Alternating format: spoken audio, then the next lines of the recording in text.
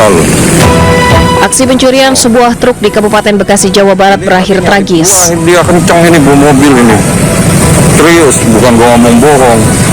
Itu mobil itu. Pelaku yang berusaha membawa kabur truk menabrak sejumlah lapak pedagang kaki lima di Jalan Raya Raden Makmun Nawawi, Cikarang Selatan, Kabupaten Bekasi.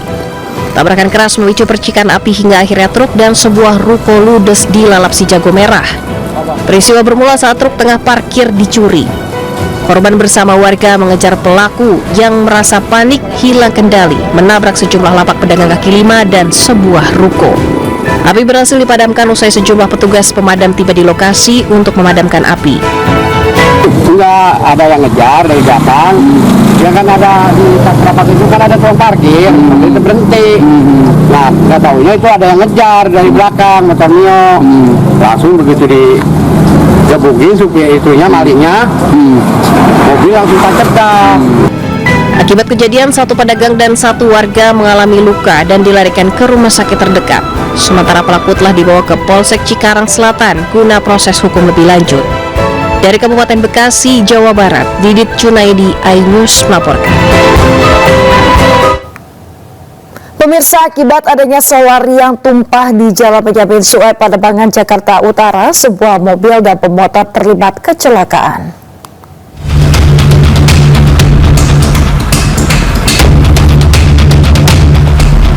Sebuah minibus terbalik di Jalan Flyover Benyamin Sueb, Pademangan, Jakarta Utara. Mobil ini sebelumnya menghindari sepeda motor yang terjatuh. Pengemudi berusaha menghindar dengan membanting setir hingga menabrak pembatas jalan dan terbalik. Rupanya banyak pengendara sepeda motor yang terjatuh di lokasi ini. Penyebabnya tumpahan minyak solar di jalan raya. Akibat peristiwa itu, seorang pengendara sepeda motor terluka di tangan, dua lain terluka di bahu dan kaki. Pasca peristiwa itu, pengemudi mobil beserta mobilnya dibawa ke Laka Lantas Satwil Jakarta Utara untuk dilakukan pemeriksaan. Dari Jakarta, Sofyan Firdaus, iNews melaporkan. Kita ke informasi berikutnya, pemirsa. Dua kelompok remaja di Bukit Duri, Tebet, Jakarta Selatan kembali terlibat aksi tawuran menggunakan petasan dan senjata tajam di tengah jalan umum. Akibatnya arus lalu lintas mengalami kemacetan panjang dan mengganggu aktivitas warga.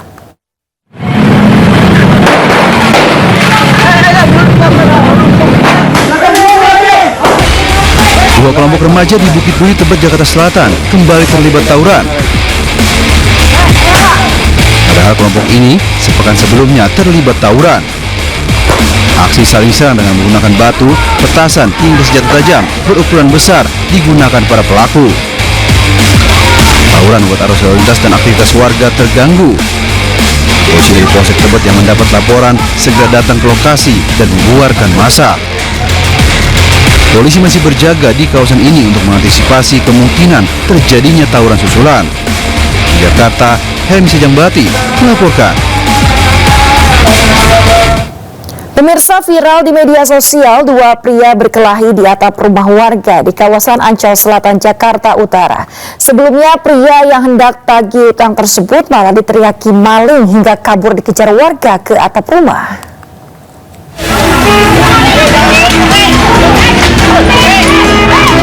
Inilah video yang viral di media sosial. Seorang pria bergulat dengan sejumlah warga di atap rumah yang berada di kawasan Ancol Selatan, Tanjung Priok, Jakarta Utara.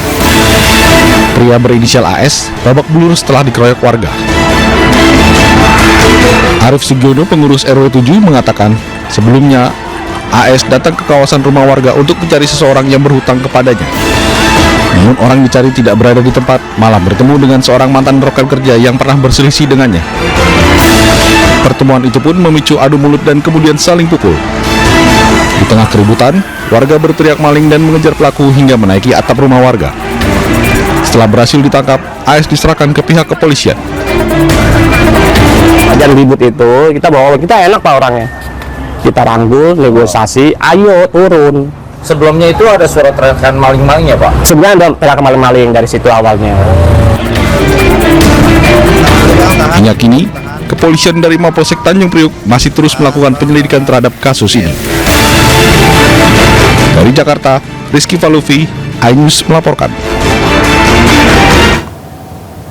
Pemirsa, seorang ibu rumah tangga di Bandar Lampung menipu ratusan warga dengan modus mengaku sebagai marketing bank swasta. Korban yang tertipu mencapai 449 orang dengan total kerugian sekitar 85 juta rupiah.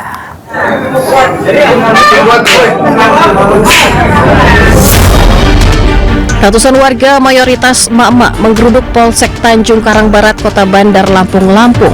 Mereka datang untuk memastikan seorang perempuan berinisial PYH, 47 tahun yang diduga menipu ratusan korban telah ditangkap. Tersangka PYH menjalankan aksi penipuannya dengan mengaku sebagai marketing bank. Tersangka menjanjikan kemudahan pinjaman dana dengan biaya administrasi ringan. Untuk pinjaman 3 juta rupiah, korban hanya diminta membayar 30.000 rupiah. Sedangkan untuk pinjaman 15 juta rupiah, korban harus membayar hingga 500.000 rupiah. Tak cukup di situ, tersangka juga mengiming-imingi bonus uang sebesar 750.000 rupiah per bulan selama 1 tahun. Bagi siapa saja yang dapat mendatangkan 100 calon pepinjam baru. Namun janji itu tak pernah terwujud. Dana pinjaman yang dijanjikan tak kunjung cair, dan uang administrasi yang sudah diserahkan tak pernah kembali. Total korban yang tertipu mencapai 449 orang dengan total kerugian sekitar 85 juta rupiah.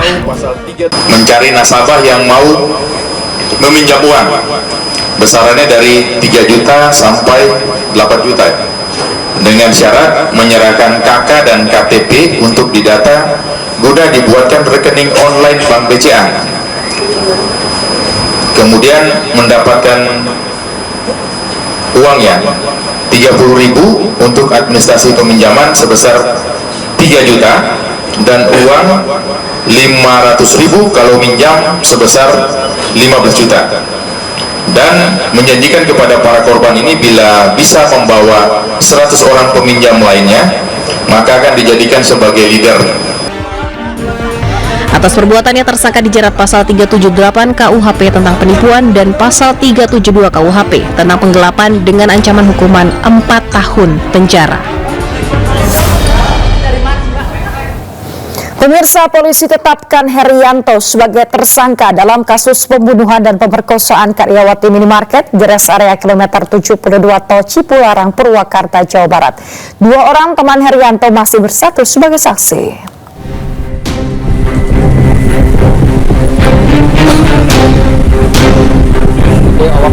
Setelah melalui serangkaian penyidikan, Satreskrim Polres Purwakarta akhirnya menetapkan Herianto, wakil kepala toko minimarket di res area kilometer 72 Tol Cipularang, Purwakarta, sebagai tersangka karena telah terbukti membunuh dan melakukan kekerasan seksual terhadap bawahannya, Dina Oktaviani.